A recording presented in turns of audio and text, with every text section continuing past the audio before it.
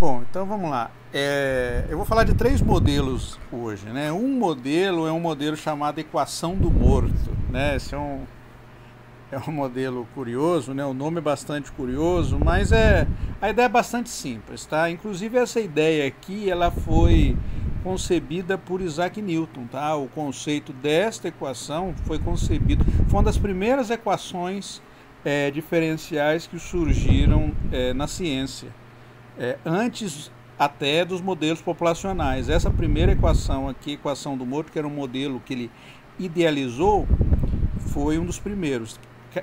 Depois, né, obviamente, das equações diferenciais para as equações da cinética, né, da cinemática, desculpe, da cinemática de Galileu.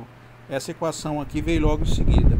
Bom, como é que é esse modelo da equação do morto aqui? A ideia da equação do morto é tentar utilizar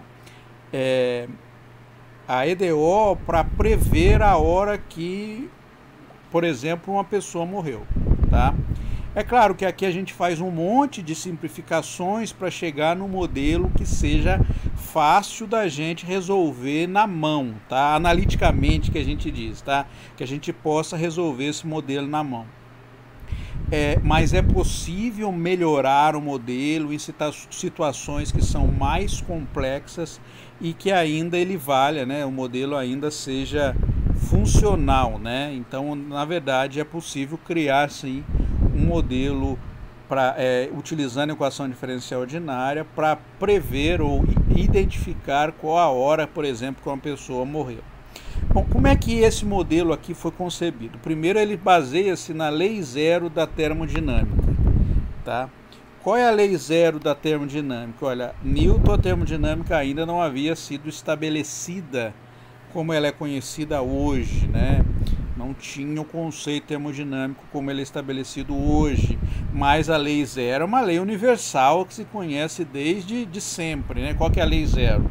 Quando você coloca dois corpos de temperatura diferente, né? Por exemplo, você pega um corpo que está a 40 graus, você coloca no meio ambiente de 20, você espera que aconteça o quê? Você espera que o corpo de 20 de 40 perca energia para o de 20 até a temperatura se equalizar. Então, dois corpos de temperatura diferente colocados juntos, né? Num sistema hermeticamente fechado, tendem a entrar em equilíbrio térmico, tá? A temperatura tende a equalizar. Então, usando esse conceito aí, Newton deduziu uma equação diferencial ordinária. E o que é a ideia da equação diferencial ordinária? A ideia é o seguinte, né? Que a gente, na temperatura normal de uma pessoa, né? Se a pessoa não está com febre nem nada, é por volta de 37 graus centígrados. Quando a pessoa morre, é porque a pessoa é como se ela fosse uma fonte de calor, né? Ela é uma fonte de calor, ela está consumindo energia e liberando calor, né, para ficar a temperatura equalizada em torno de 37 graus. Quando a pessoa morre, ela para de produzir energia, ela para de manter a temperatura fixa, a temperatura tende a entrar em equilíbrio com o meio ambiente, tá certo? Então, como é que foi deduzida a equação do calor? Deixa eu apagar aqui só para a gente escrever. A equação do calor, ela foi deduzida pensando da seguinte forma, né? Quando você tem um corpo, você espera que aconteça o quê, né? Vamos supor que a temperatura do ambiente é menor que a temperatura do corpo. Se for maior, aí fica bem mais difícil de fazer a análise nesse sentido aí, tá? Funciona também, mas ela é mais imprecisa. Então, o que você espera que aconteça? Quando você tem um corpo num ambiente fechado, a gente supõe que o ambiente está com a temperatura fixa, uma temperatura fixa θ, aqui θ. Então, o que acontece? Você espera que a variação da temperatura do corpo, né, que é o delta, a temperatura a gente define como sendo esse T grande, tá? Então o T grande vai ser a temperatura do corpo. Deixa eu colocar aqui um parênteses aqui. Então o T grande vai ser a temperatura do corpo. tá? Então você espera que aconteça o quê? Ó? A variação da temperatura do corpo, que é isso aqui, tá? A variação da temperatura do corpo, ou seja, como a temperatura varia. O que você espera que aconteça? Se você está num ambiente mais frio do que a temperatura do corpo, por exemplo, 20 graus, 18 graus, você espera que aconteça o quê? Que o corpo perca temperatura, que perca energia, né? Que a temperatura diminua. Então, como é que a gente coloca isso, né? Então, a gente coloca que quando perde, entra o sinal de menos, tá? Perder, entra o sinal de menos. Cada corpo ele tem uma taxa de transferência de temperatura que depende dele próprio. Eu não sei se vocês lembram quando eu deduzi os modelos, por exemplo, do crescimento populacional, o que a gente colocava, né?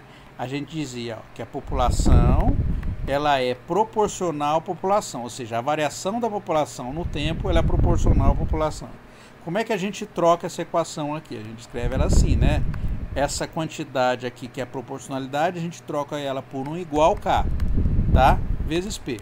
Então, isso aqui representa igual vezes K, tá? A proporcionalidade. Aqui a gente vai ter uma coisa parecida. Por quê? Porque a variação da temperatura do corpo, ela é proporcional à temperatura do corpo também. Quanto mais alta a temperatura, mais rápido ela perde energia pro ambiente, tá? Então, o que a gente vai ter aqui é que vai ter um K, tá certo? Que depende do tipo de corpo que tem, né? Porque você tem situações que você tem um objeto que perde energia mais fácil para o meio ambiente, você tem um objeto que não perde tão facilmente, então esse K identifica aí a velocidade com que se perde energia para o ambiente. Ele é chamado de coeficiente de transmissibilidade térmica. Oi, alguém perguntou alguma coisa? Ele é chamado de coeficiente de transmissibilidade térmica, tá? Como a temperatura ela varia, como um corpo perde temperatura ou energia para o ambiente. E aí tem então o T, né, que é a temperatura. Então aqui está dizendo o seguinte, olha, que a variação da temperatura do corpo de um determinado a variação de temperatura de um determinado corpo, um determinado objeto, ela é o que? Ela depende da temperatura do corpo, que tem esse T aqui. O sinal de menos é que ela está perdendo temperatura para o ambiente. O K, ele é o coeficiente aqui, a constante que identifica como a perda está acontecendo, né? Ela é chamada de coeficiente dependendo do tipo de transferência, pode ser coeficiente de transmissibilidade térmica, coeficiente de condutibilidade térmica, também vale, né? Por exemplo, se você estiver trabalhando com um objeto que seja sólido, a gente dá o nome de condutibilidade, né? Porque a temperatura se transmite por condução térmica. Só que o seguinte, deixa eu apagar para tirar essas coisas que eu circulei. Só que o seguinte, a temperatura ela não tende a zero, ela tende a onde? Ela tende à temperatura do meio ambiente, tá? Então o ponto de equilíbrio aqui para a minha equação do calor, eu adiciono esse θ aqui, porque esse θ é a temperatura do meio ambiente. Então o que você espera que aconteça? Você espera que quando o tempo passe, a temperatura do objeto ou do corpo tenda à temperatura θ, tá certo? Se eu não colocar esse θ aqui e deixar assim, para onde que essa temperatura vai? Se você lembrar da população, o ponto de equilíbrio lá, isso aqui lembra muito aquela equação da população que eu disse para vocês quando eu tinha uma constante negativa aqui. Então, nesse caso, se a constante for negativa, no caso da população, a população vai se extinguir, vai a zero, tá? Ela não tende a um equilíbrio diferente de zero. Aqui, se eu não coloco a temperatura do ambiente, para onde que vai a temperatura do corpo? Ele vai tender a zero, tá? Então, aqui, quando eu adiciono θ, eu estou adicionando a temperatura do meio ambiente, ou seja, o que vai acontecer? A temperatura do corpo, ele vai tender a θ, tá? Então este aqui é o modelo da equação do Morto. Quando a gente olha para o campo de direções, tá certo? Desta equação, se a gente olhar aí, né? Se a gente for fazer o campo de direções, só para lembrar, né? Quando a gente tem um dy dt igual a um f de yt, como é que a gente monta os campos de direções? Só para lembrar, onde o f de yt é positivo, a setinha vai apontar para cima. Onde o f de yt for negativo, a setinha vai apontar para baixo. A grosso modo é isso, tá? É claro que para fazer o campo de direções a gente pode usar aquele site lá que eu falei para vocês, mas aqui é muito simples, eu não vou usar site nenhum. O que acontece aqui nesse caso? O θ é a temperatura de equilíbrio.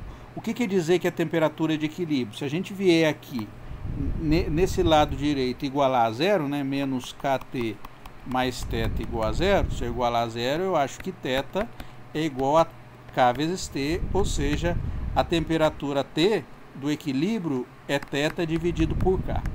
Tá certo? Então, θ dividido por K vai ser a temperatura, o valor que eu vou achar para eu ter o equilíbrio. Então aqui não é θ, faltou dividido por K.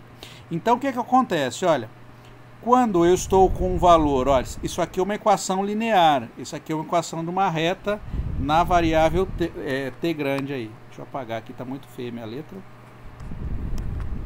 Ó, menos kt mais θ igual a zero. Então, essa aqui é uma equação linear na variável t, tá certo? E como é que é o gráfico desta equação linear na variável t? Ele é assim, ó. Aqui é exatamente θ sobre k, tá?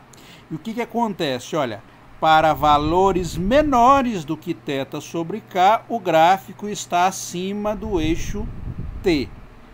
Aqui no caso é y, f de y. Então, na verdade, o valor do fluxo ele é positivo, então meu gráfico está acima do eixo y. E para valores maiores do que θ, o meu gráfico está abaixo do eixo y, tá? Essa aqui é a equação da reta kt mais θ. O equilíbrio é exatamente esse ponto aqui, esse é o pontinho de equilíbrio. Que tipo de equilíbrio que ele é? Lembrando lá que eu falei na aula passada, quando o meu fluxo está acima do eixo y, ele está crescendo, né? O valor do y é crescente. Quando ele está abaixo do eixo y, o valor de y é decrescente. Então, o que você está percebendo nesse ponto? Você está vendo que está tendo uma atração aqui, tá? Então, está atraindo os valores, tá? Do meu valor de y aí.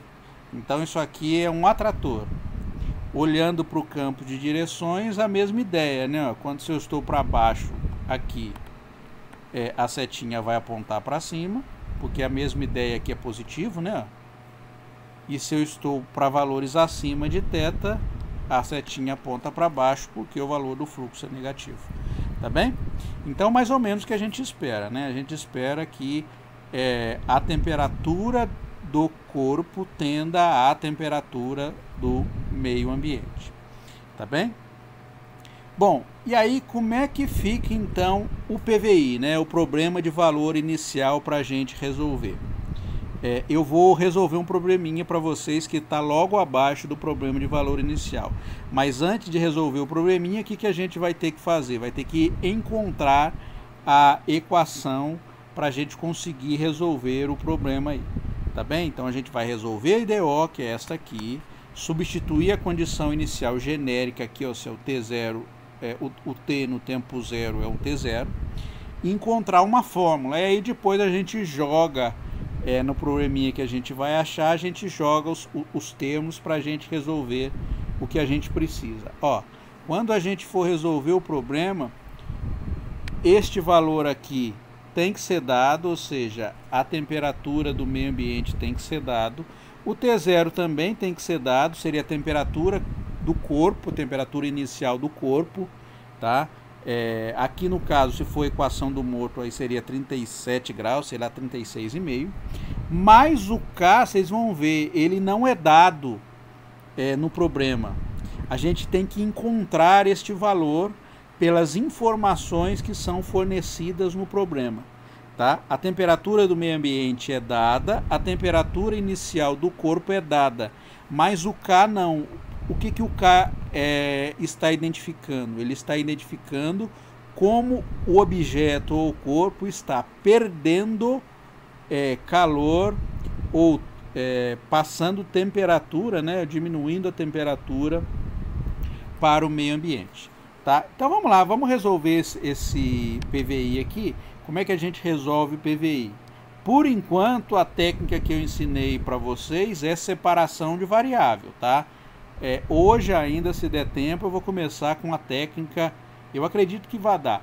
Eu vou começar com a técnica que não é separação de variável, ela é um pouquinho mais geral, funciona para equações mais gerais, tá bem? Mas essa aqui ainda é separação de variável e eu consigo fazer usando separação de variável. O que eu faço aqui para resolver, né?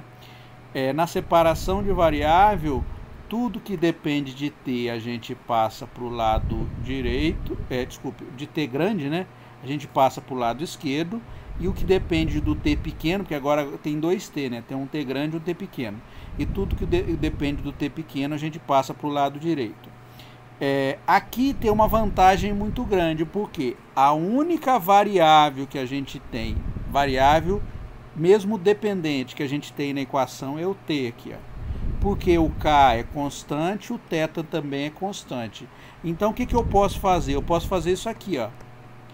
Passo o dt para lá, então fica t menos kt grande dt. E agora eu posso passar essa parcela toda dividindo, tá? Eu vou dar um exemplo para vocês, uma situação muito parecida com essa aqui, que não dá para fazer separação de variável, porque eu tenho, ao invés de ter um θ constante aqui, eu tenho o θ que depende da variável t, por exemplo, tá? Aí não dá para fazer a separação, mas por enquanto, como aqui é uma constante, o K é uma constante, a única variável é esse t grande aqui, não tem t pequeno aqui, então fica fácil da gente fazer. Então o que acontece? A gente passa isso aqui dividindo, então fica θ menos kt igual a dt. Agora eu faço o que? Separei já, né? Olha, bate o olho para você ver, ó. Do lado esquerdo só depende do t grande, ou seja, da temperatura, do lado direito só o t pequenininho, tá? Então agora a gente integra, né? Integramos dos dois lados, né? Nossa, receitão de bolo aí, não tem muita novidade o que fazer aí, né? Então fica dt θ menos kt igual a integral de dt. Quanto que vai dar? Bom, deixa eu diminuir aqui um pouquinho. Quanto que vai dar essa primeira integral aqui, né? Essa primeira integral aqui, lembrando que vocês podem usar, se quiser, a tabela de integração, tá bem? Então aqui, antes de fazer essa integral, eu vou colocar uma observaçãozinha aqui e vou colocar aqui já para vocês a integral do tipo assim, né? Ó, a mais bx, tá? Essa integral vai ficar assim, ó. Então imagine que eu tenho uma tabela de integral já, tá? Essa, como eu sei, eu não vou olhar na tabela de integral, mas vocês podem usar aquela tabela de integral que eu passei para vocês. Exatamente essa integral é desse tipo aqui, ó. O t grande é o x, o θ é constante, então é a, o b aqui é menos k, tá certo? Também é constante, e o t é x aqui, tá bem? Então a gente pode fazer a integral desse jeito. Então vai ficar o quê? Então essa integral vai ficar 1 dividido por b ln de θ menos kt, tá bem? Essa aqui que é a minha integral. Na verdade é um módulo aqui, né? Tem um módulo aqui. Opa, menos kt não. Não é essa que eu estou fazendo, é essa aqui. Módulo de a mais bx, tá? essa integral aqui que eu tenho, ó. Essa é a formulazinha que eu tenho para poder fazer integral. Jogando aqui nessa integral, né? Então, vou colocar circular aqui, né? Então, usando em qual é a integral? Integral de dt sobre θ menos kt, ela vai ficar assim, né? Menos 1 sobre k ln do módulo de θ menos kt, tá certo? Essa aqui fica a minha integral. E a integral do lado direito é moleza, né? A integral de dt é t. Então,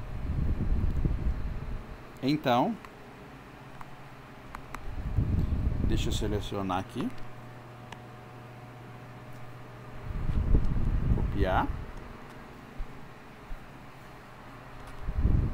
Colar. Então, essa integral vai ficar como? Vai ficar assim. Vai ficar menos 1 sobre k ln de θ menos kt igual a t mais constante. Tá certo?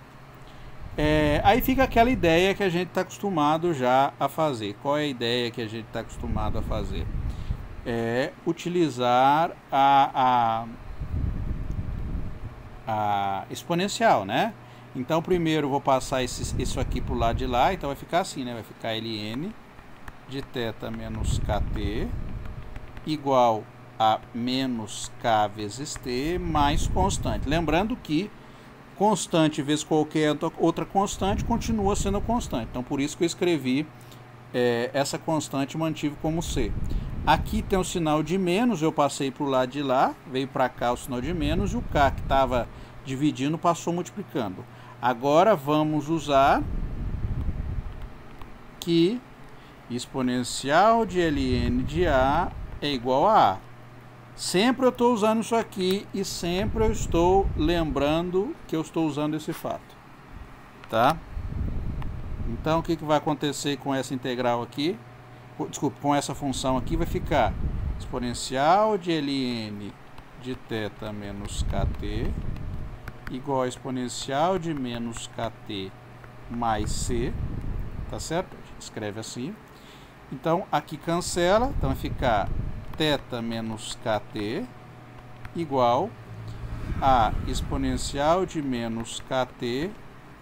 Essa constante aqui, a gente escreve assim, né? E elevado a c. Então, a gente troca tudo isso aqui por uma c só, como a gente já fez outra vez. Então, a gente tem que θ menos kt é igual a exponencial de menos kt vezes constante. Tá certo? Então, fica desse jeito aqui. Você fala, professor, por que você tirou o módulo aqui? Bom, eu tirei o módulo aqui porque o lado direito ele é positivo já. Então, aqui isso está bem definido para a gente achar a solução. Não tem problema aqui, agora está bem definido. Então, eu removi o módulo, eu posso remover sem problema nenhum. Tá? Bom, então essa aqui é a equação que eu tenho para a solução do meu problema. Agora eu faço o quê? Eu só resolvi a IDO. Tá? Então, quando eu cheguei aqui, ó, estou resolvendo a IDO. Perceba que quando eu resolvi a IDO, eu cheguei com uma constante aqui, ó. Essa C aqui é constante. Como é que eu defino qual o valor da minha constante? Como é que eu descubro qual é o valor da constante? Eu uso este fato aqui, ou seja, que no tempo t igual a zero, a temperatura é T0, tá certo? Então, agora, usando que em t igual a zero, T0, temperatura em t igual a zero é T0, tá? Então, a gente substitui aqui, então vai ficar θ menos k T0 igual a exponencial de menos k, no lugar do t eu coloco o 0c, isso tudo vai dar 1, ou seja, c vai ficar igual a θ menos k T0, tá certo? Então, a solução do PVI, né? Porque no PVI a gente resolve a IDO e coloca mais a condição inicial, vai ficar o quê? Então eu venho aqui no lugar do C, no valor do C que eu achei, e substituo aqui. Então vai ficar, ó, θ menos kt igual a exponencial de menos kt. No lugar do C eu coloco ele, que é θ menos kt0. Tá certo?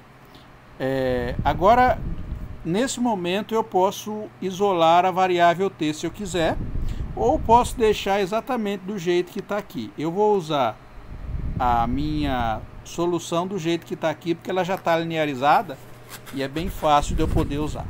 Tá bem? Então isso aqui é a solução do PVI, né? Do PVI da equação do morto. Agora vamos aplicar ela. Deixa eu selecionar aqui.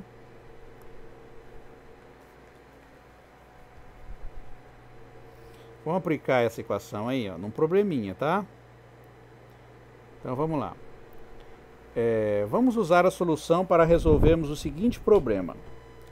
Um corpo foi encontrado a uma temperatura de 30 graus centígrados, tá?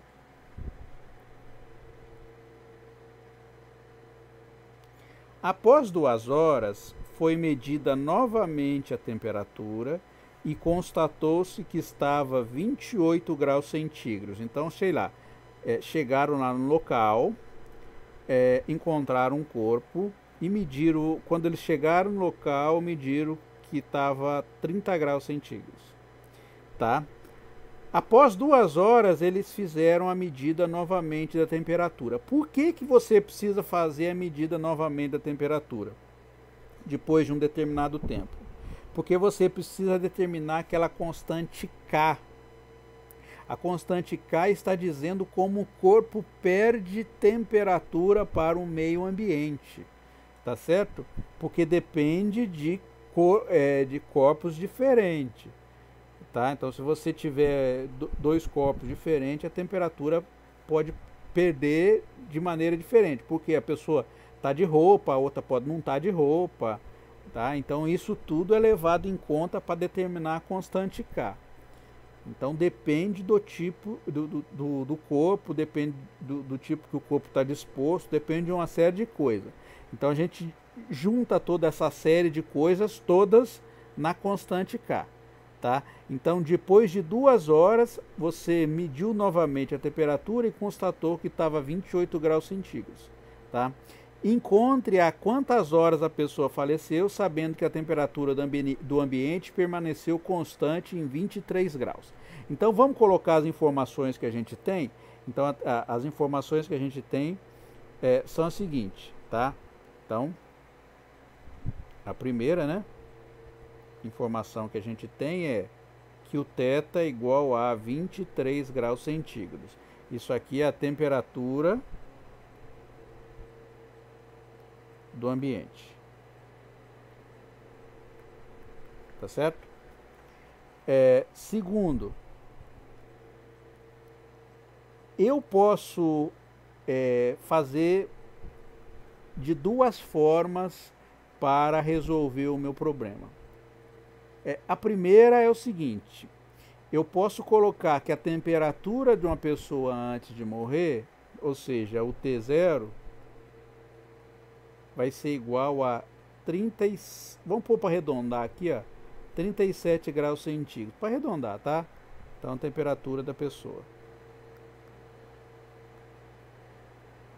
Após um tempo que eu não sei quanto foi, ou seja, o T num tempo aqui que eu não sei, num T1, que eu vou ter que descobrir, quanto que é a temperatura da pessoa? A temperatura da pessoa foi 30 graus centígrados. E depois, num tempo T1 mais 2, mais 2 horas, a pessoa estava com 28 graus centígrados. Tá? Então, isso aqui é a temperatura da pessoa inicial. Aqui é temperatura após T1 horas, que é a incógnita para mim do problema, essa aqui que eu quero descobrir. E aqui a temperatura após T1 mais 2 horas, tá bom? Ó, são todas essas informações que foram dadas para mim. A temperatura do meio ambiente, a temperatura inicial do corpo, que eu estou colocando 37 graus, a temperatura no tempo T1 que eu quero encontrar é 30 graus, e a temperatura no tempo T1 mais 2 é 28 graus. Então, esta é uma forma de montar o problema, tá bom? Eu vou colocar para vocês as duas formas possíveis. Uma segunda forma, então isso aqui é uma forma de montar o problema. Uma segunda forma de montar o problema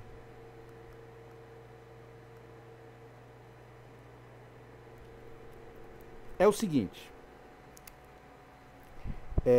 Primeira coisa é a mesma coisa, né? O θ também vai ser igual a 23 graus centígrados, não muda, que é a temperatura do ambiente, que é lá a única coisa que está fixa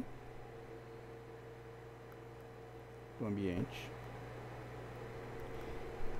Segunda coisa, olha, primeiro eu vou fazer o seguinte, eu vou, na segunda situação aqui, na segunda forma de montar o problema, eu vou fazer o seguinte, eu vou começar a medir o meu tempo a partir quando eu cheguei no local. Então, eu vou colocar o meu tempo T igual a 0 quando eu estou em 30 graus centígrados, tá certo? T igual a 2 horas em 28 graus centígrados. E aí, para descobrir qual é a temperatura 37 graus, obviamente você vai achar tempo negativo. Isso faz sentido? Faz muito sentido, tá? Por que faz sentido? Isso simplifica, inclusive, o cálculo que eu tenho que fazer. Então, às vezes, o tempo negativo faz sentido quando você escolhe, por exemplo, um padrão para começar a medir. Então, nessa primeira forma que eu escrevi o problema, eu comecei a medir a temperatura no momento que a pessoa morre, quando ela estava com 37 graus centígrados. Mas o mais normal, mais natural e melhor para resolver o problema é começar a medir o tempo no momento em que eu chego no local e meço a temperatura, que é 30 graus centígrados. Então eu vou colocar o meu T0, né, o tempo zero, eu vou colocar como sendo 30 graus centígrados e o tempo 2 como 28 graus centígrados, tá certo? E aí eu vou querer encontrar, né? Então a incógnita vai ser o seguinte: encontrar o T tal que o T grande vai ser 37 graus centígrados. Perceba que nessa modelagem aqui, o tempo vai ser negativo, como comentei com vocês. Esta forma de resolver é mais fácil do que a anterior, tá? Inclusive, quando a gente modela um problema, como eu disse para vocês, né, a modelagem passa a ser a técnica da modelagem também é uma ciência, tá? Modelagem do problema também é uma ciência, como você encara as informações que são dadas do problema, isso também é ciência, tá? É uma forma de fazer ciência e talvez inclusive mais difícil do que fazer a conta, né? Fazer a conta é moleza, agora como você vai fazer a conta são outros 500, né? A parte mais difícil. Então eu vou resolver desta forma aqui e vou deixar para vocês fazerem esta forma aqui em casa para ver se vocês chegam na mesma resposta, tá? Então vai ficar como exercício. A resposta vai ter que ser a mesma, tá? Só que você vai achar aqui o T1 um valor positivo, aqui eu vou achar meu T como um valor negativo, mas o tempo, a quantas horas a pessoa morreu, vai ter que ser igual à mesma resposta. Então vamos lá, vamos pegar a fórmula que eu tenho aqui. Eu acho que eu tinha copiado, mas aí como fechou, eu vou ter que copiar de novo. Então vou jogar na fórmula aqui. Tá? Então vamos lá, vou colocar aqui.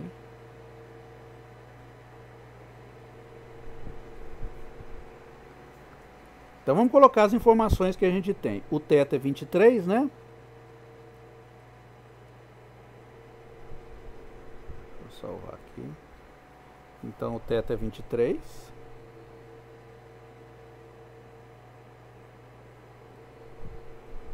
Então, 23 menos K. O T é a variável que eu quero. E elevado a menos kt, o θ é 23, menos k, no lugar do T0 a gente coloca 30, tá vendo? Então, ó, o T0 é o tempo inicial, só para lembrar, a temperatura inicial, aqui na segunda forma estou usando como 30, o θ é a temperatura do meio ambiente que eu estou usando como 23, tá? Tanto aqui como aqui. O K é uma incógnita que a gente vai ter que determinar. Como é que eu determino a incógnita K? Tá vendo aqui essa informação que foi dada aqui, ó, que o T de 2 é igual a 28, tá? Então o que eu falo? Ó, quando o T for igual a 2, tá? O T pequeno, que o tempo foi igual a 2, a temperatura vale 28, tá bem? Então agora, usando que T de 2 é igual a 28, ou seja, T igual a 2 e T grande igual a 28, olha o que a gente vai ganhar aqui, vai ficar assim a equação, ó, vai ficar 23 menos K, no lugar do T grande a gente coloca 28, aqui vai ficar aí elevado a menos, no lugar do K a gente coloca, no T a gente coloca 2, então aqui vai ficar 23 menos K 30, tá bem? Vai ficar desse jeito a minha equação. Como é que a gente resolve essa equação aqui? Tá? Então eu vou colocar isso como observação. Então, ó, a equação estrela é não linear, tá? Pois envolve exponencial e valores lineares, tá? Então tem exponencial e valores que são lineares aí. Então o que a gente vai fazer aí? Então, neste caso, vamos resolver usando uma técnica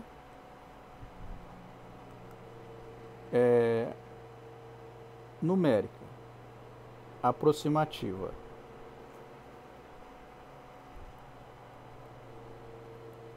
Tá? Então, para isto, vamos fazer o gráfico da função, tá bem? Então, como é que eu faço o gráfico da minha função? Então, ó, eu vou definir a função g de k como sendo o quê? 23 menos 28k, vou passar tudo para o lado de lá, né? Menos exponencial de menos 2k, 23 menos 30k, tá? Então o que eu fiz aqui? Na verdade eu passei isso aqui para cá, ó, menos exponencial de menos 2k, 23 menos 30k igual a zero, não é isso? Aí eu chamei isso tudo aqui como g de k, tá? O que eu vou fazer agora para essa função? Eu vou fazer o gráfico deste g de k, porque a solução dessa equação é o valor de k para o qual o g se anula, tá? Então aqui é o valor de k que satisfaz a igualdade igual a zero. O que eu faço? Eu passo todo mundo para o lado esquerdo, chamo isso aqui de g de k, faço o gráfico de g de k e verifico o ponto em que o g de k está cruzando o eixo x, né? Então eu faço o gráfico assim, né? Faço o gráfico de g de k por k.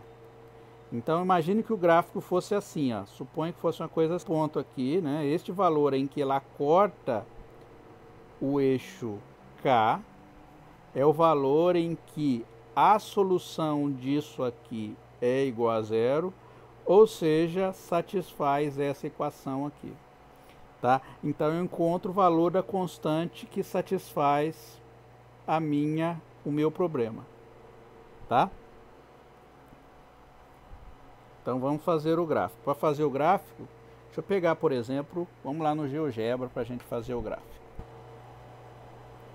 Menos 28 vezes x. Que mais? Menos exponencial de e elevado a menos 2 vezes x. Ali eu estou usando x porque é o natural, eu estou trocando k por x. Menos e elevado a menos 2 vezes x vezes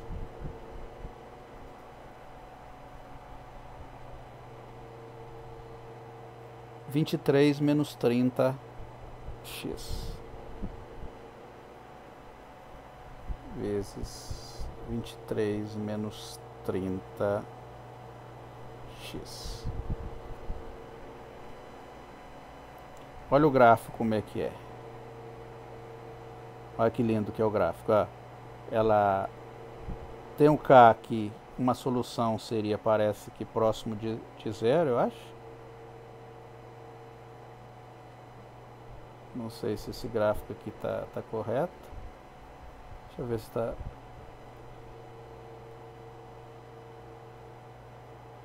tá certo.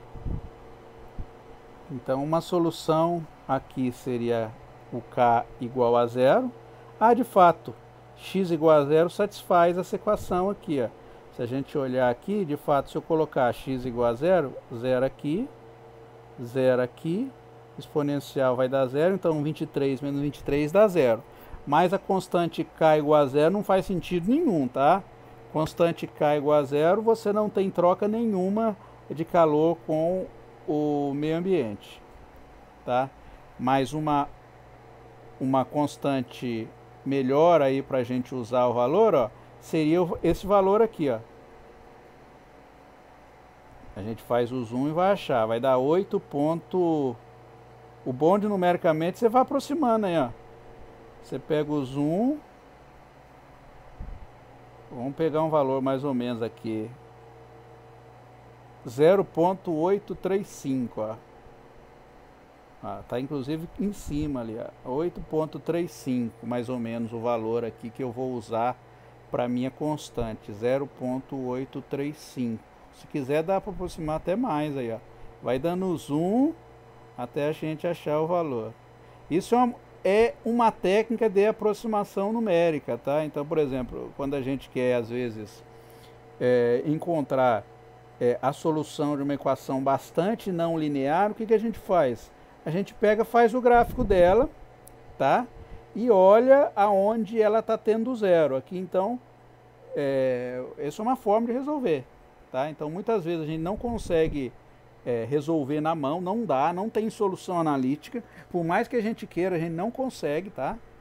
Então, a gente faz o quê? A gente apela para solução numérica. Então, olhando aqui para o meu problema, eu vou aproximar aquele valor de K como 0.835, com duas casas, com 3 casas depois da vírgula, tá bom?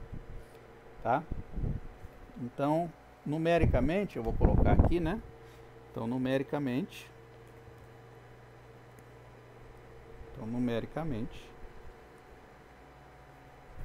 encontramos o valor de K igual a 0.835, tá? Aproximadamente. Então, o nosso problema fica fica como? Então, ó, a gente já encontrou o valor de K. Então vai ficar assim, né?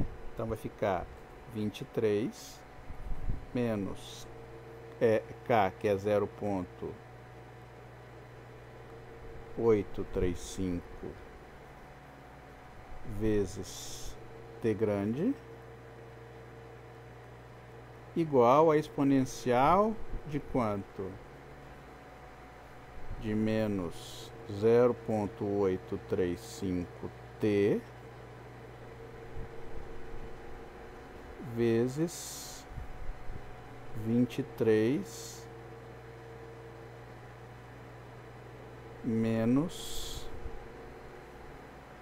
0,835 vezes 30. É isso que a gente tem, tá? Então esse é esse cálculo aí que a gente vai ter que fazer, tá? Então o nosso problema vai ficar assim, né? Esse é o nosso problema aqui. O que que eu quero descobrir, tá? Então aqui ficou a minha EDO, a solução do meu PVI depois que eu encontrei o valor de K, tá? Então aqui, né? Então neste caso, a equação acima representa a dinâmica do corpo perdendo calor para o meio ambiente. Agora, qual que é a pergunta do meu problema efetivamente? A pergunta é, quando que a pessoa morreu? Ou seja, a quantas horas a pessoa tinha morrido? Então, o que que eu tenho que fazer? Para eu descobrir a quantas horas a pessoa tinha morrido, eu faço o seguinte. Você está percebendo aqui que você tem duas variáveis? Você tem esta variável aqui, que representa a temperatura, e essa outra variável aqui, que representa o tempo. Tá certo? Então, por exemplo, ó, se você vier aqui e colocar T igual a 0 aqui, você vai descobrir que a temperatura tua tem que dar 30 graus. Tá certo? Que é o momento que eu começo a fazer a medida. Se eu colocar aqui T igual a 2, eu vou achar que a minha temperatura, esse T grande aqui, vai valer 28. Agora a pergunta é reversa. Eu vou fazer o quê? Eu vou colocar aqui no lugar do T, eu vou colocar 37,5 e vou descobrir qual o valor de T para o qual a temperatura T grande é igual a 37,5, não, 37, e vou descobrir qual o valor de T para o qual descobrir o valor do tempo para o qual a temperatura vai ser 37 graus. Tá certo? Agora um problema reverso. Eu quero descobrir a quantas horas a pessoa morreu. Tá? Então, queremos descobrir a quantas horas a pessoa morreu. Tá? Então, neste caso, a temperatura da pessoa é T igual a 37 graus e fazemos 20, deixa eu colocar uma página a mais aqui. Então fazemos o que? 23 menos 0,835 vezes 37 igual a exponencial de menos 835T. Quem tiver calculadora, por favor, faça essa conta aqui para mim, ó, 23 menos 0,835 vezes 37, enquanto eu vou escrevendo aqui, depois me fale, tá? Para a gente poder resolver aí, para eu não precisar perder tempo. E a mesma coisa essa aqui, ó, 23 menos 0,835 vezes 30, tá? Alguém fez essa conta aqui para mim?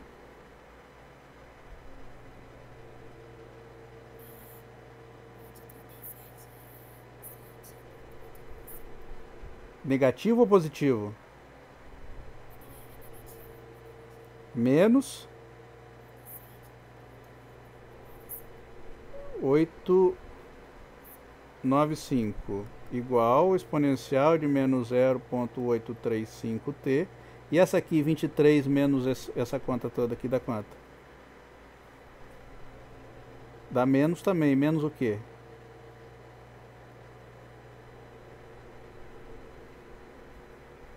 É 23 menos 0,835 vezes 30. Ó, 30 vezes 835 dá 24. Menos 2,05. Tá. Agora eu vou passar isso aqui dividindo, né? Porque eu quero achar o valor do exponencial. Essa aqui dá pra gente resolver usando calculadora sem precisar fazer gráfico. Então vai ficar menos 7,895 dividido por menos 2,05. Então vai ficar assim, ó. Exponencial de menos 0,835t igual a menos 7,895 dividido por menos 2,05. Menos com menos vai dar mais. Então vai ficar exponencial de menos 0,835t igual... quanto que dá essa conta aí? Vai dar 3,85. Tá? Como é que eu faço para resolver essa equação aqui? Agora, ó, é exponencial de um lado e do outro é número. Agora dá para resolver sem precisar usar gráfico nenhum, tá? Então agora para resolver ou linearizar essa equação, o que a gente faz? A gente passa o logaritmo dos dois lados, tá? Então passando o ln de ambos dos dois lados, né? Dos dois lados temos ln de e menos 0,835t igual a ln de 3,85. Então aqui vai ficar o que? Vai ficar esse valor aqui sai para fora, estou usando a propriedade logaritmo, né? Então vai ficar menos 0,835t ln de e é 1 igual a ln de 3,85. Então o tempo vai ficar igual a ln de 3,85 dividido por menos 0,835. Ln de 3,85 deve dar 1,2 por aí, dividido por 0,8. Hã? 1,34 dividido por menos 0,835 dá 1,6 mais ou menos. Menos 1. Menos 1, quanto?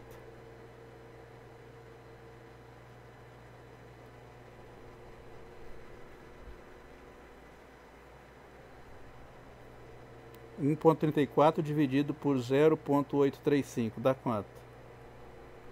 Fazer essa conta na mão aqui não consigo. 1,6. Tá. 1,6 horas.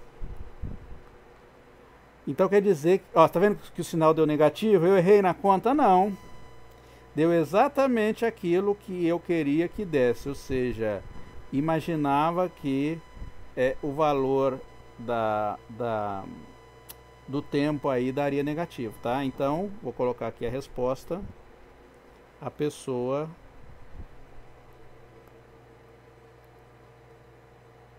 morreu a 1,6 horas, tá?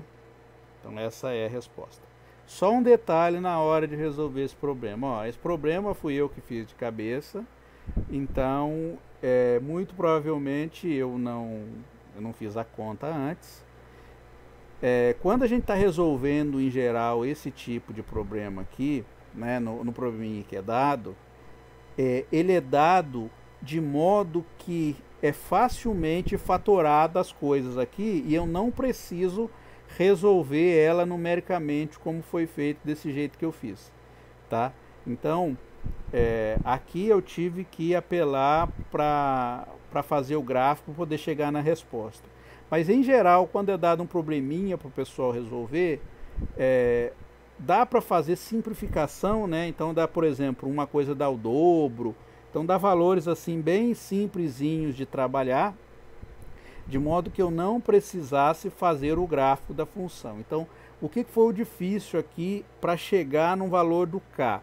Foi que eu não tinha, não peguei esse problema de lugar nenhum, né? Eu peguei e fiz o problema mais ou menos de cabeça. Um problema não é muito difícil de montar um problema, mas às vezes quando a gente vai resolver, cai numa situação que fica complicada de resolver. Então, para encontrar o valor de K, de fato, deu um certo trabalho, mas depois que a gente encontrou o valor de K fazendo o gráfico, e isso é uma estratégia que eu recomendo o pessoal fazer, tá? Por que eu recomendo fazer? Porque a grande maioria dos problemas que vocês vão enfrentar não vão ter solução analítica. Não estou falando em EDO, não. Estou falando em vários tipos de modelos que vocês vão trabalhar. Então, vocês obrigatoriamente terão que apelar para algum software numérico, tá? A forma mais simples de resolver uma equação não linear sem apelar para o software numérico é fazer isso que eu fiz. Fazer o gráfico da função, tá certo? E olhar onde o gráfico da função corta o zero. Então eu defini uma função através dessa igualdade aqui, passando todo mundo do mesmo lado e chamando aquele tudo lá de uma função g, tá? Então essa é a forma mais simples que a gente tem para resolver equação não linear que a gente não sabe como resolver, tá? Então vale a pena a gente fazer esse esforço de fazer o gráfico da função. E tem muitos gráficos aí que fazem que resolvem muito bem, por exemplo, GeoGebra, né? São simuladores gráficos que são muito bons e fáceis de trabalhar, tá?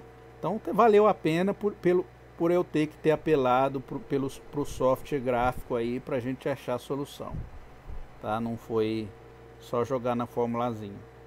Bom, vamos lá então. Esse é o problema do motor. Eu vou falar sobre um outro modelo, é o modelo do decaimento radioativo. Como é que é o modelo do decaimento radioativo? Ó, o decaimento radioativo é quando você tem um material radioativo, o que acontece? O material radioativo ele perde massa com o tempo, tá? Então, por exemplo, lá o material ele tem 1 kg, daqui um tempo ele vai ter 900 gramas, 800 gramas e assim sucessivamente. Ó. Todo material que é radioativo, ele decai. Tá? Então ele tem uma massa inicial, depois a massa dele vai diminuindo. E como é que é o modelo do decaimento radioativo? Ó, o decaimento radioativo ele talvez seja um dos modelos em que a modelagem de EDO funciona melhor, tá? Porque ele não tem muita influência do meio ambiente para acontecer o decaimento, porque o decaimento acontece num período muito longo, muito longo. Quando eu falo longo, é muito longo mesmo, tá? A vida de uma pessoa é muito curta para o decaimento radioativo acontecer, né? O decaimento radioativo, ele, por exemplo, para chegar à metade do decaimento da massa, né? Para ele diminuir para metade a massa, vai muitos anos, né? Centenas e centenas de anos. Então, não tem uma variação sazonal, então ele não pega essas variações muito sazonais. É uma coisa bem mais longa, né? O que acontece num ano, se você olhar o que acontece num ano, a variação é muito menor do que acontece, por exemplo, num período mais curto de tempo, tá? E como é que é o modelo de decaimento? Olha, todo tipo de decaimento, seja o que? Perda de temperatura, como no modelo anterior, ou diminuição de uma população, o que acontece no decaimento? É sempre com o sinal negativo, tá? É o sinal negativo. Então, como é que é a ideia do decaimento radioativo? Ele diz o quê? M é a massa, tá? Então, a variação da massa de um determinado material radioativo, ela é proporcional à massa, e o sinal negativo está dizendo que ela está perdendo massa, tá certo? Então, para a gente identificar essa proporcionalidade, sempre a gente faz assim. A gente troca a proporcionalidade por um igual, e isso aqui é constante. Isso é constante que depende do material, como o material perde massa, tá? Então, a equação para o decaimento radioativo ela é muito simples, muito bobinha, inclusive, que é essa aqui, né? Ó. A variação da massa de um determinado material é igual a menos uma constante que depende do material vezes a massa do material, tá? E trocando em miúdos é isso que eu disse para vocês, que a variação da massa ou a variação com que a massa varia no tempo, ela é proporcional à própria massa, tá? Com sinal negativo porque está decaindo. O ponto de equilíbrio para esse tipo de equação aqui tem. Quando a gente tem uma equação desse tipo aqui para a gente identificar o ponto de equilíbrio, vocês lembram que a gente faz? A gente pega o lado direito e iguala o lado direito a zero. Então, o ponto de equilíbrio nesse caso aqui, eu vou pegar o menos alfa m igualar a zero e vou descobrir que o m é igual a zero, que é o natural de acontecer. Por quê? Se está perdendo massa, você espera que no decaimento radioativo a substância suma, ou seja, a massa vai a zero, tá? Ela está perdendo massa constantemente. Enquanto o material é radioativo, ele tem massa, ele perde massa, tá? Então você espera o quê? Que ele tenda a zero, tá? Então o equilíbrio dele é a zero. Então se a gente for fazer o gráfico do campo de direções aqui, ele vai ser com as setinhas toda para baixo aqui, ó, as setinhas toda para baixo. Então, olha, está atraindo aqui na massa igual a zero. Não coloco nada aqui embaixo, porque não faz sentido físico massa negativa, tá?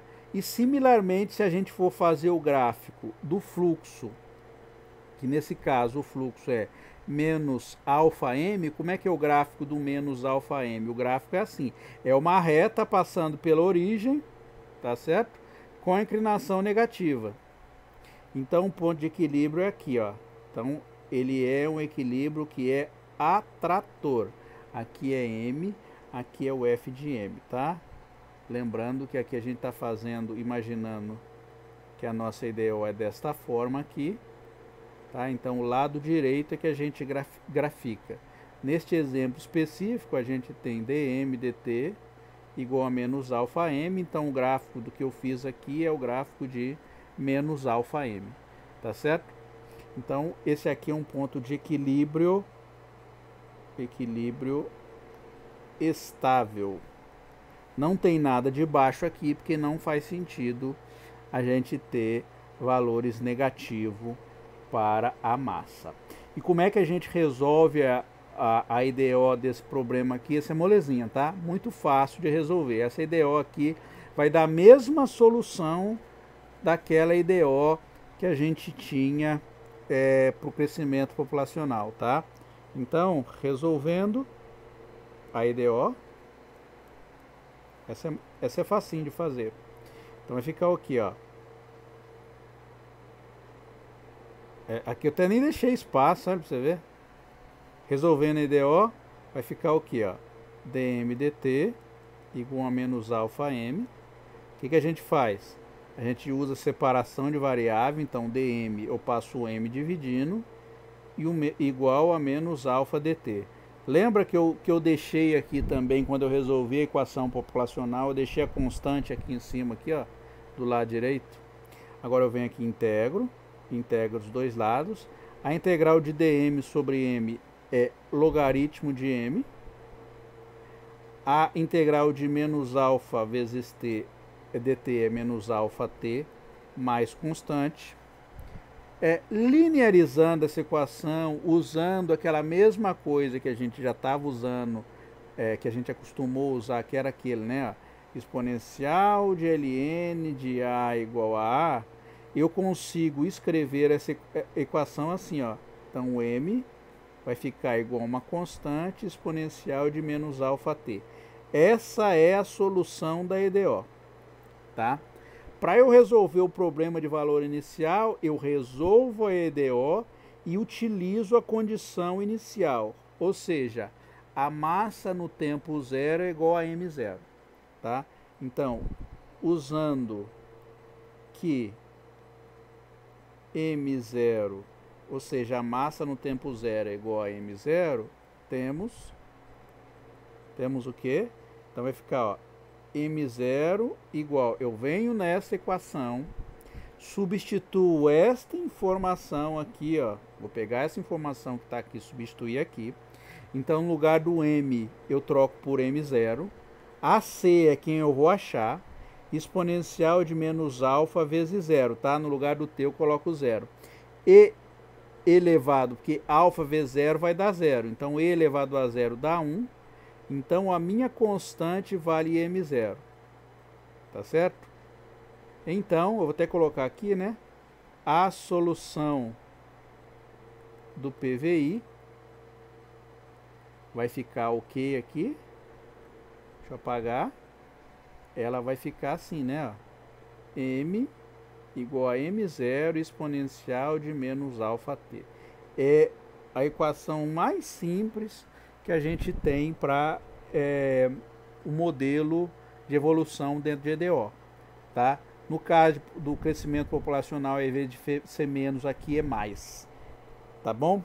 Bom, então vamos usar essa equação para a gente resolver esse probleminha aqui, ó.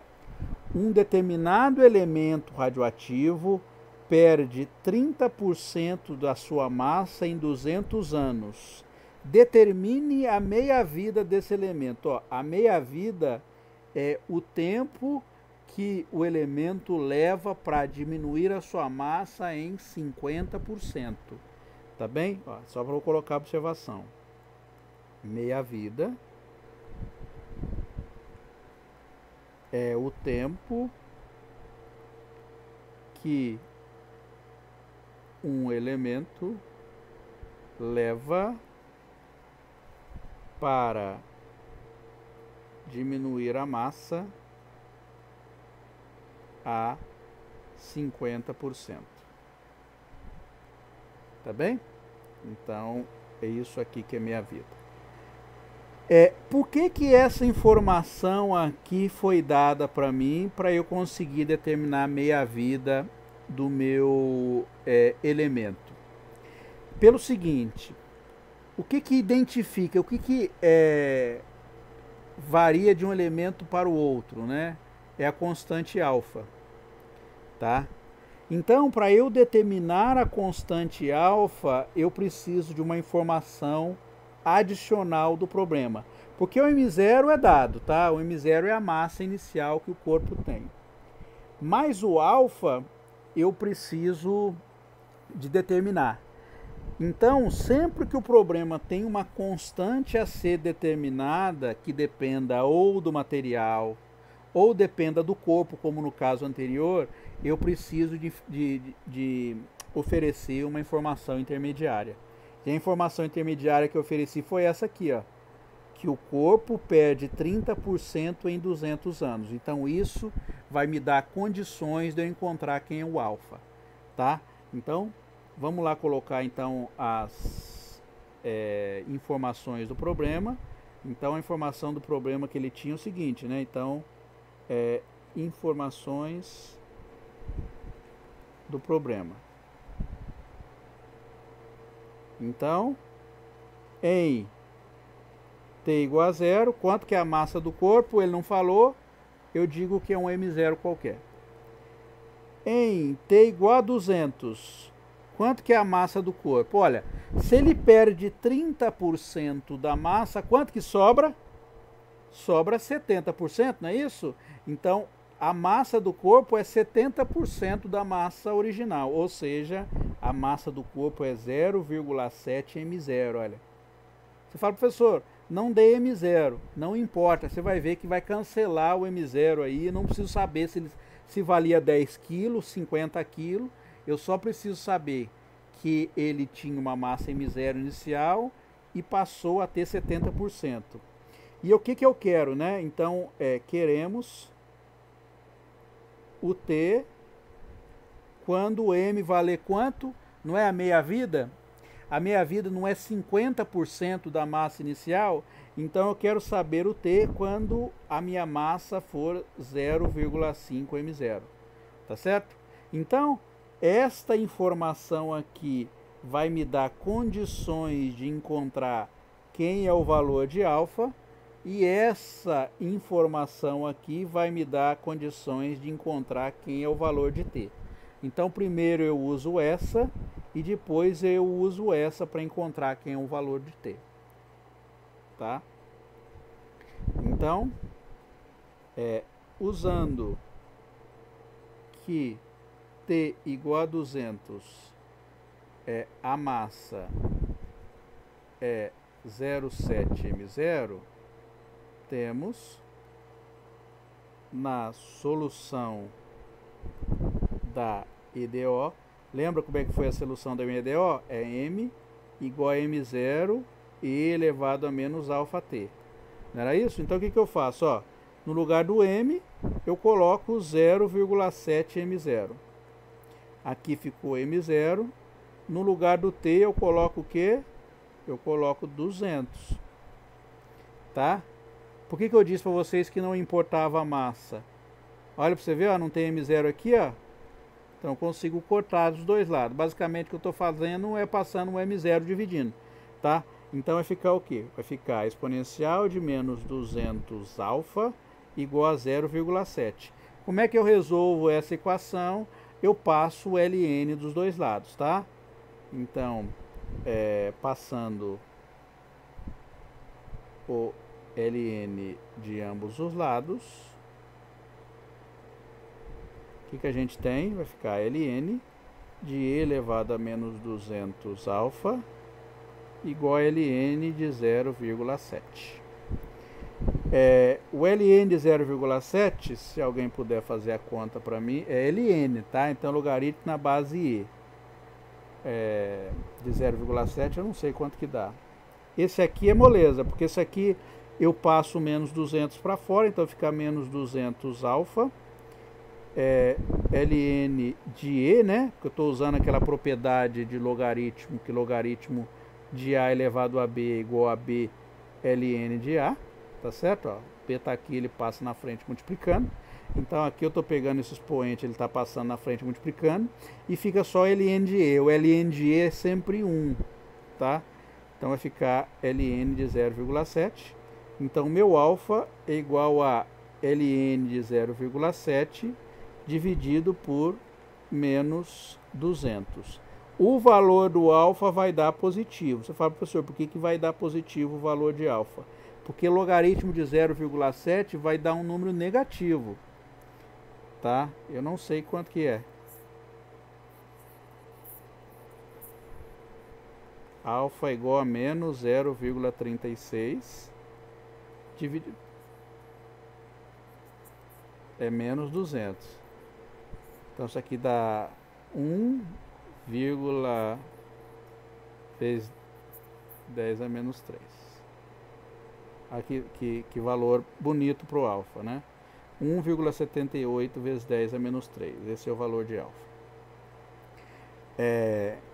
Agora a gente tem, né, então,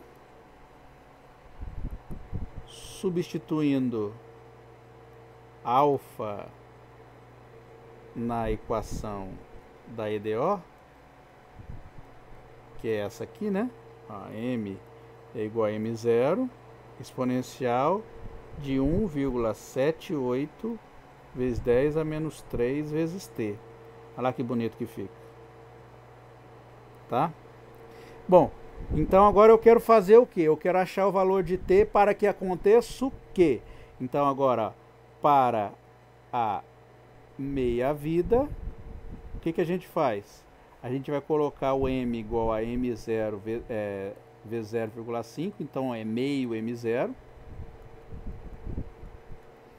Então vai ficar o que, né? Então vai ficar 0,5 m0 igual a m0 exponencial de 1,78 vezes 10 a menos 3t.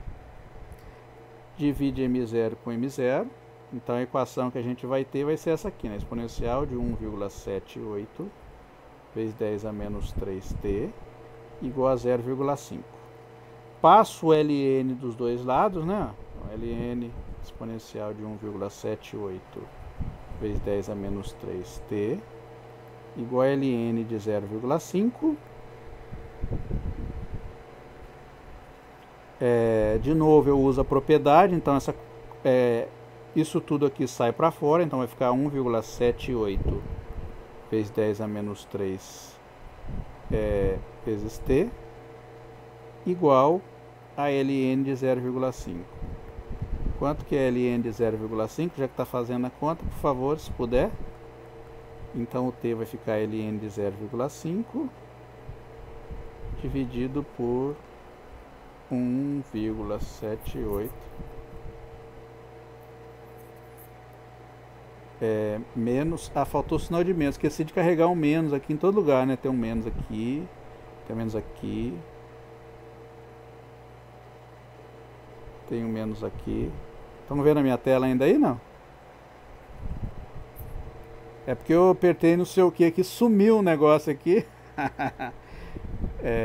Então tem um menos aqui. Quanto que deu aí a resposta? O logaritmo de 0,5 deu quanto? Menos?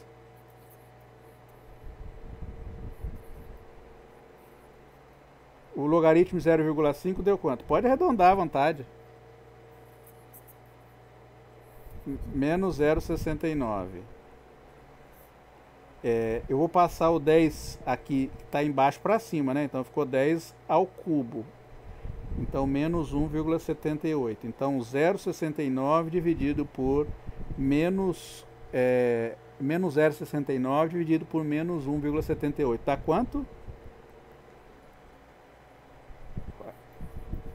0,388 vezes 10 a terceira, ou seja, t igual a 388 anos. Olha que legal. Esse é a meia-vida do... Então, essa aqui, a meia-vida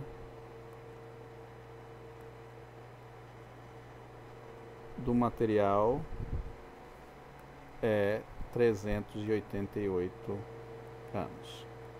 Tá? Aqui tem um outro problema, tá certo? Mas eu vou pedir para vocês pensarem nesse problema. Na aula que vem eu resolvo. Eu gostaria que vocês tentassem fazer o problema, tá? O que o problema faz? Eu vou ler esse problema aqui e depois eu vou entrar logo lá na técnica de resolução de EDO de primeira ordem, só para a gente já começar. Na aula que vem a gente discute mais, volto no problema e eu continuo na resolução de EDO de primeira ordem. Esse problema aqui, ele utiliza uma técnica chamada técnica do carbono 14. Para que o carbono 14 é usado? Ele é usado na ciência para datar materiais que são encontrados na arqueologia, tá? O carbono 14 ele tem uma meia-vida bastante grande, tá? A meia-vida do carbono 14 é 5.730 anos. Bom, então eu vou ler aqui o problema para vocês. O carbono 14 é um isótopo natural do elemento carbono que apresenta meia-vida de aproximadamente 5.730 anos. Com base neste número, é possível fazer datação de objetos arqueológicos pela análise de madeira, carbono, sedimentos orgânicos, ossos, conchas marinhas e outros. Então, tudo que tem o material orgânico, o carbono, é possível fazer datação dele.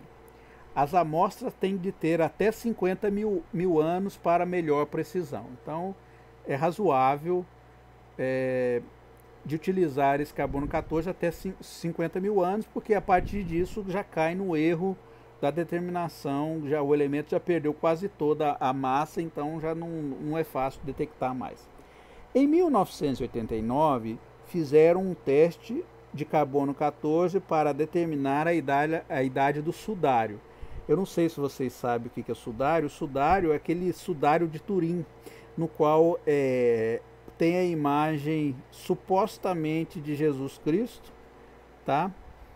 Quando ele tinha morrido, aí colocou, quando ele tinha morrido não, quando ele foi removido da cruz, aí ele foi envolto no sudário, e quando ele foi envolto no sudário, ficou a marca, né, disso no pano. Tá bem? Então isso aí era o sudário de Turim, que está na cidade de Turim, na Itália. Então fizeram um teste de carbono 14 em 89.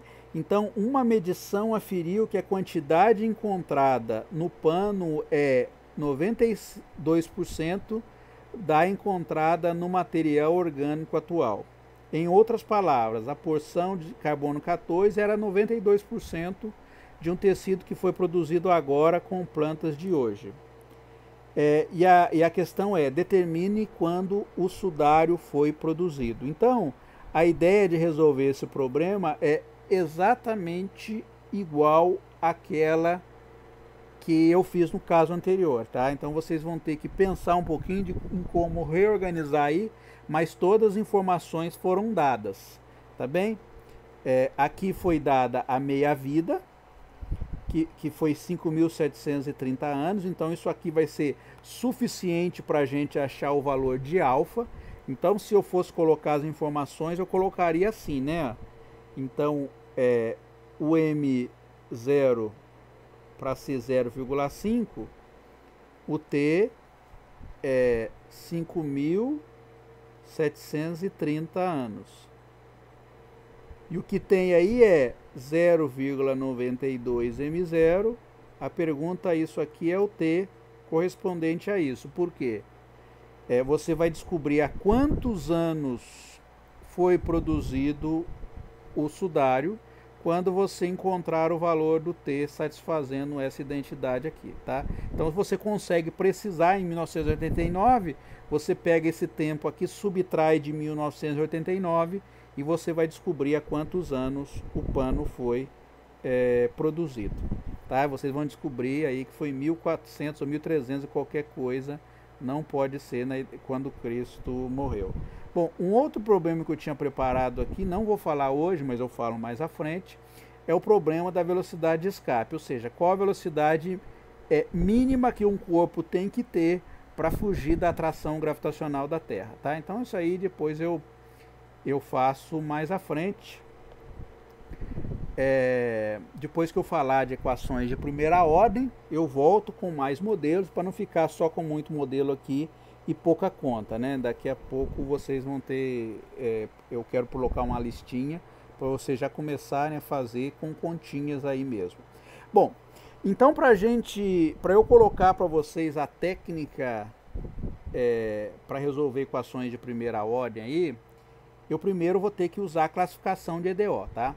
Como é que a gente classifica uma EDO? A gente classifica uma EDO com relação à ordem e se ela é linear ou não linear. Então são essas duas classificações que vocês vão utilizar nesse momento agora para poder resolver a EDO. Isso aí é apenas, a classificação é apenas para vocês conseguirem identificar que tipo de EDO que vocês têm. Bom, uma primeira classificação é quanto à ordem da EDO. Então a EDO a gente pode chamar EDO de primeira ordem, segunda ordem, terceira ordem, quarta ordem, quinta ordem e assim sucessivamente. Quando que a gente classifica a EDO de uma determinada ordem? Quando a gente olha e vê qual a maior derivada que ela tem. Então a ordem de uma EDO ela é definida pela maior derivada que apresenta a EDO. Então, por exemplo, aqui eu coloquei 3 exemplos. Olha para a primeira equação, ó, dy dt mais y² igual a t. Então, para você dizer qual a ordem dessa EDO, você tem que olhar aqui. Qual a maior derivada que essa EDO tem? A maior derivada que ela tem é a derivada de primeira ordem, porque só tem um dy dt aqui. Então, qual a ordem dessa EDO? Essa EDO é uma EDO de primeira ordem, tá? Agora a gente vai para a letra B, muito moleza, né? Simplesinho de classificar isso aí. Olha para a equação da letra B.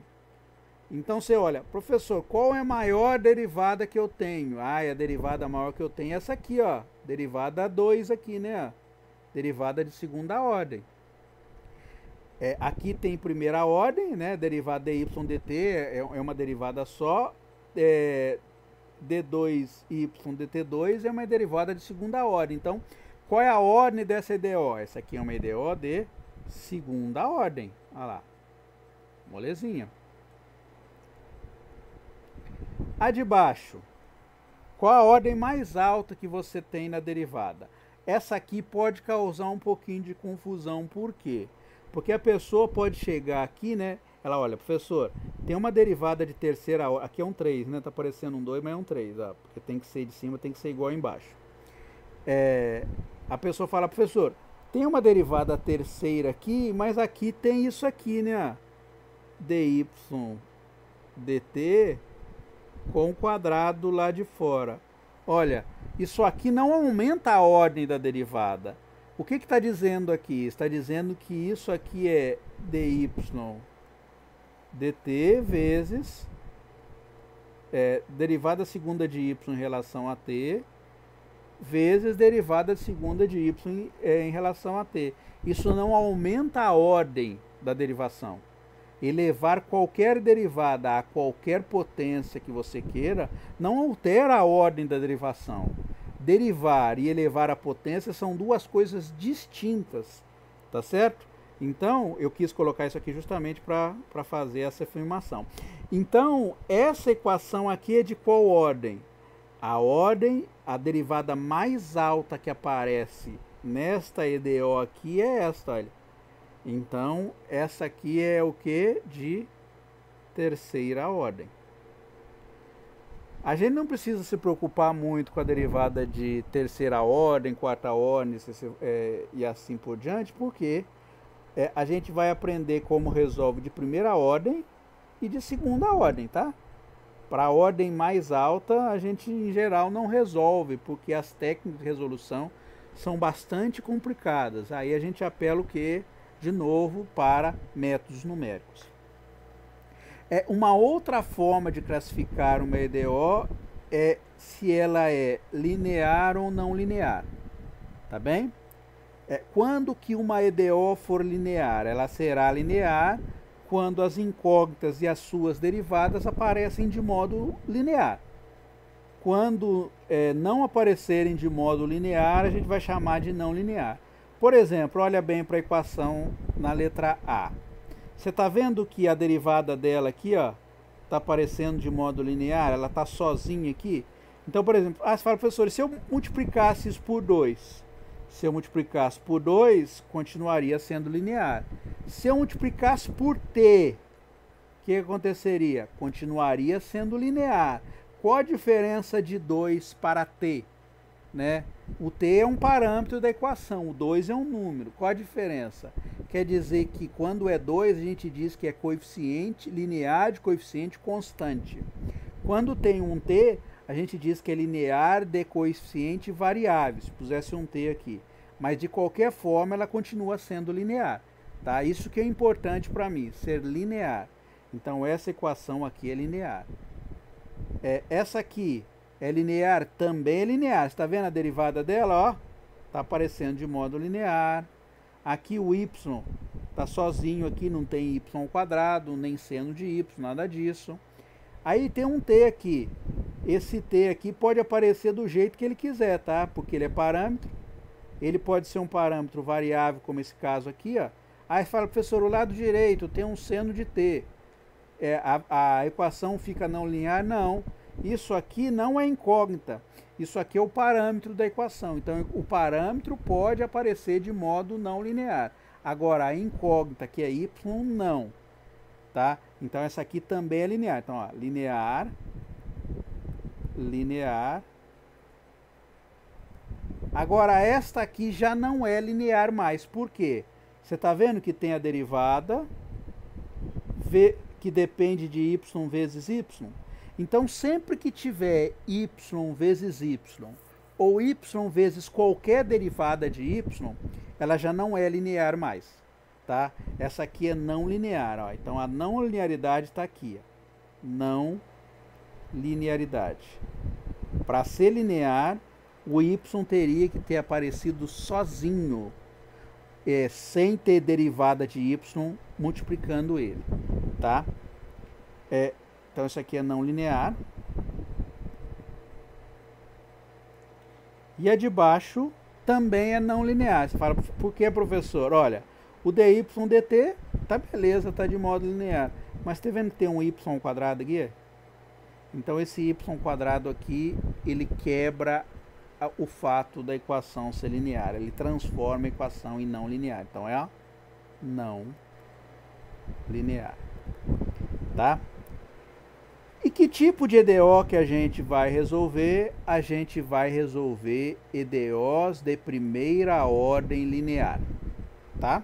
Então, todos os EDOs que a gente vai resolver agora na técnica que eu vou ensinar para vocês vão ser EDOs de primeira ordem linear. Mas você fala, professor, eu consigo resolver EDOs não lineares em alguns casos. Você consegue, ó. Essa EDO aqui é não linear, tá vendo? A gente consegue resolver essa EDO aqui pela técnica que a gente já aprendeu até agora? Consegue.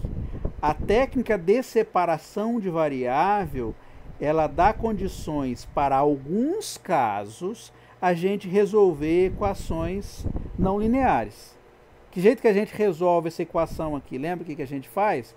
A gente passa o dt para o lado de lá, o lado direito, e o y a gente passa para o lado esquerdo. Então aqui a gente escreve assim, né? Ó. A gente escreve como dy igual a y quadrado mais 1 vezes dt. E passa o y quadrado dividindo, né? Então passa isso aqui assim. Y quadrado mais 1 igual a dt. Aí a gente faz o quê? Integra dos dois lados, tá? Então integro aqui. Tá? Essa integral aqui eu acho que vai dar arco tangente de y, e a integral desse lado aqui vai dar t. Então, ó, façam a integral aí, ó. Exercício, fazer a integral. Pode olhar na tabela de integral que eu mandei para vocês já irem treinando qual é essa integral aqui. Depois a gente confere da outra vez. Uma outra integral que a gente também fez é essa aqui, né? Como é que a gente resolveu? Usando a mesma técnica de separação de variável. A gente pegou dy, passou o y para lá e passou o dt para lá, ó. Ficou assim. Aí a gente integra e resolve e acha a solução. Essa é molezinha, porque essa integral aqui vai dar logaritmo e essa integral aqui vai dar t. Só que essa técnica não funciona quando a gente tem variável t, por exemplo, do lado direito. Não dá para fazer a separação de variáveis. Você pode tentar do jeito que você quiser, você não vai conseguir fazer o y ficar de um lado e o dt do outro nessa equação aqui, ó. Você está vendo que tem um t aqui? Você fala, professor, qual a diferença dessa para as anteriores? Não tinha t aqui, ó. Aqui era um número, tá? Aqui não tem t, é número. Então, aqui eu estou somando t. Desse jeito aqui não dá para aplicar a separação de variáveis. Você fala, professor, será que eu poderia fazer assim, ó, dy igual a y mais t dt? Aí você fala, o que eu posso fazer? Se você passar isso aqui dividindo, o t vai para o lado de lá, tá? Aí não tem jeito. Então já não dá certo. Você fala, professor, então se eu abrir a equação e escrever assim, ó, dy igual a y dt mais t dt. Se você passar o y para o lado de lá, você carrega o dt junto. Se você deixar o y do lado de cá, você está deixando o y do lado direito. Então, não dá, nessa equação que parece ser muito simples, você fazer a técnica de separação de variável. Não tem jeito. Então, o que você tem que fazer para poder resolver essa integral? Você tem que usar uma técnica chamada de técnica de fator integrante. E como é que a gente aplica essa técnica de fator integrante aí? Eu vou deduzir para vocês a fórmula aqui do fator integrante, aí na próxima aula da semana que vem, a gente aplica essa técnica para resolver as EDOs aí que vão vir, tá? Então, para a gente aplicar essa técnica do fator integrante, a primeira coisa que a gente tem que fazer é escrever a EDO na forma linear mais geral que eu possa, tá? Então, aqui eu tenho uma EDO de primeira ordem linear, tá vendo que ela é linear, ó, o y tá sozinho, tá? Tá aqui sozinho, dy dt tá sozinho, aqui o y tá sozinho, quem multiplica y não depende de y, depende de t, e o lado direito depende de t, tá certo? Então, por exemplo, um exemplo de EDO desse tipo aqui seria esse aqui, ó, dy dt mais t ao quadrado, y igual a seno de t. Essa é uma EDO desse tipo? Quem é o p de t aqui, ó? É o t ao quadrado. Quem é o q de t? É o seno de t, tá certo? Então, este aqui é um exemplo de EDO de primeira ordem que pode ser escrito desta forma aqui. Como é que é a técnica de fator integrante, tá? Eu poderia chegar e jogar a fórmula direta, mas eu vou mostrar para vocês como é que a gente chega na fórmula do fator integrante. Então, a ideia é muito simples, bastante legal, bastante boa, né? A ideia de deduzir como é que a gente chega nesta fórmula. É um truquezinho bem legal. Então, o que a gente faz? Ó, eu tenho essa EDO aqui, ó, dy dt mais p de ty igual a q de t. O que a gente faz? A gente pega essa EDO aqui e multiplica de ambos os lados da igualdade por um fator, uma função μ de t.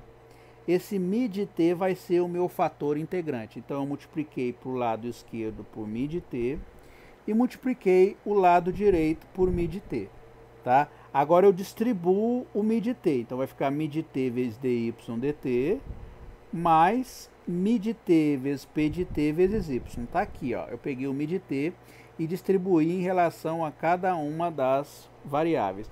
E do lado direito, eu só tenho um termo, eu deixei ele sozinho, tá? Agora, o que a gente vai fazer? Para a gente simplificar a equação, a gente vai fazer uma hipótese, tá?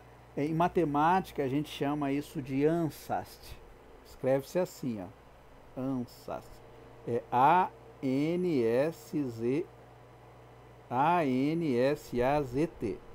Não, escrevi errado. É A-N-S-A-Z-T, assim. Essa é a palavra. É uma palavra alemã que quer dizer chute, tá? Chute mesmo.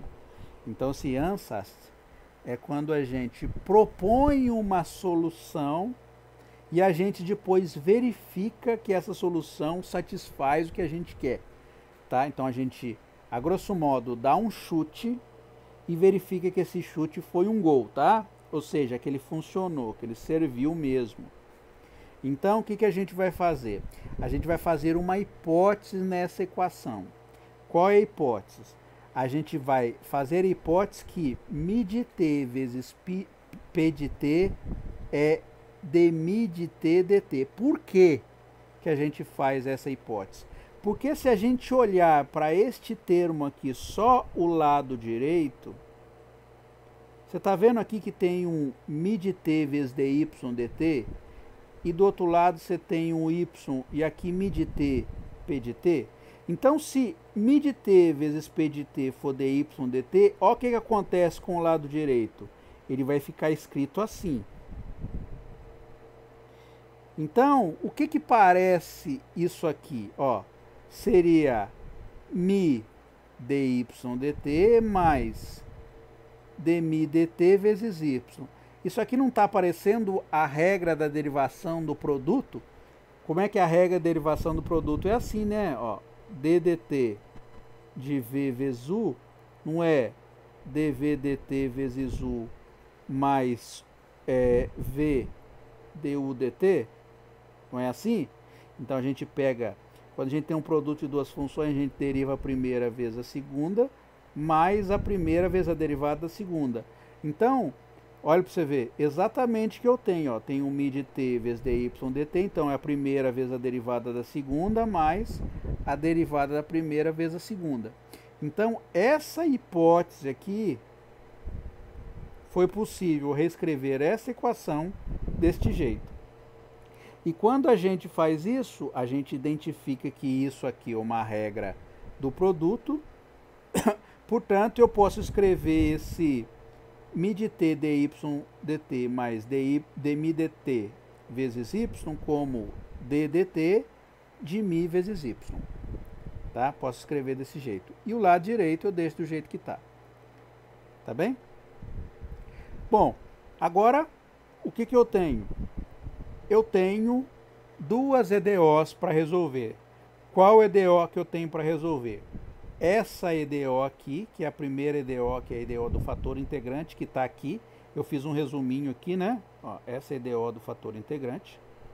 Como é que a gente resolve essa EDO do fator integrante? Essa é por separação de variáveis, né? Então eu passo o mi dividindo o dt para lá, então fica dmi mi e do lado p de t dt. Faço a integral de ambos os lados.